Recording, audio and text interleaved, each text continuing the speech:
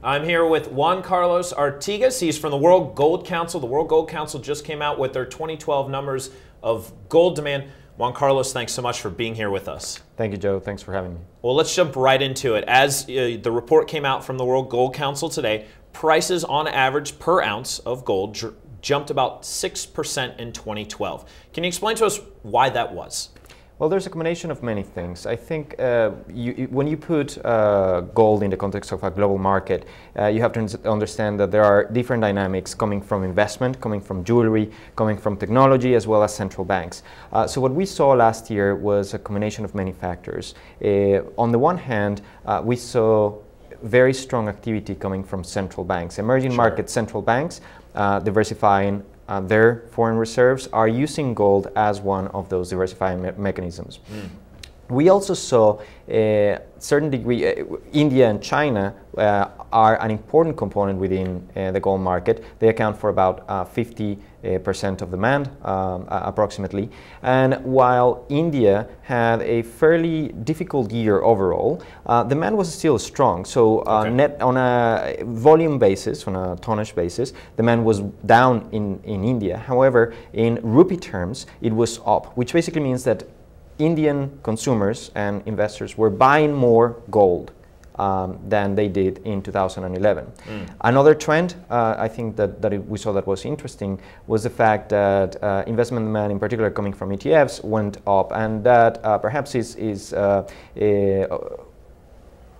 good to understand, or good to put into context, as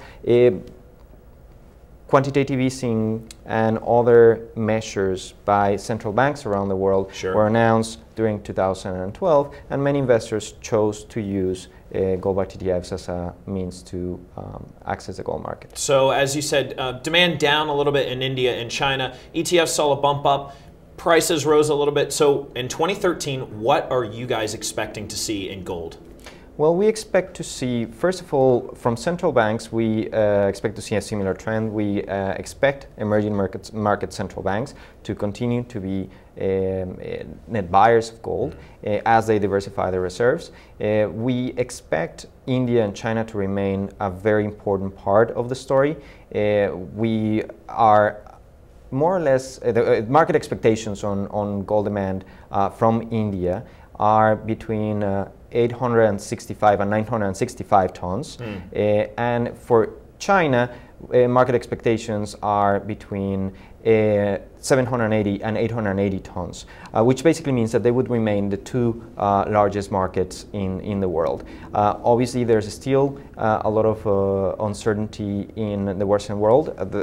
Some of the statistics look better, and there is a certain degree of rotation into equities and other markets. But that also opens the opportunity for investors to use gold to balance the risk that they are taking in other parts of the portfolio. Juan Carlos, thanks for being with us here today, and we hope to talk to you soon. Absolutely. Thank you, Joe.